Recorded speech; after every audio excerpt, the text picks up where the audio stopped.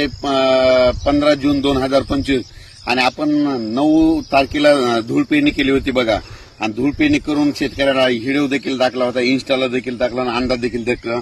तर पाहू शकता ही आमची धूळ पेरणीची कापूसने केलेला 3x1 चा कापूस पाहू शकता. हे 3x1 चा कापूस आहे आणि असा निघाला बघा. हे 3x1 वर कापूस लावलेला आहे. हे इतक्या जवळजवळ अंतर केलेलं आहे. आणि या ठिकाणी महाराष्ट्राच्या शेतकऱ्याला अंदाज देणार आहे. राज्यात दररोज वेगवेगळ्या भागात पाऊस पडणार आहे म्हणून हा अंदाज लक्षात घ्यायचा. दररोज वेगवेगळ्या भागात भाग बदलत 17 तारखेपर्यंत पाऊस पडणार आहे म्हणून हा अंदाज लक्षात घ्यायचा. राज्यातल्या सर्व शेतकऱ्याला सांगू इच्छितो की राज्यामध्ये आज 15, 16, 17, 18च्या दरम्यान दररोज हे पाहू शकता. हे 3x1 किती अंतर जवळजवळ लावलेली सरकी.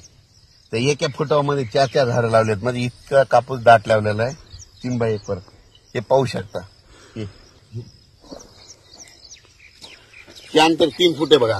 हे 1, 2 आणि हे 3x1 वर अंतर कमी केलेलं आहे.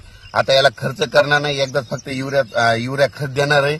झाडाला पानं लागलं की औषध वाढ बंद करणार, औषध बंद करणार आहे.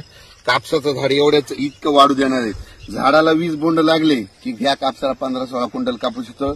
खर्च लय करायचं नाही, काय नाही म्हणून ही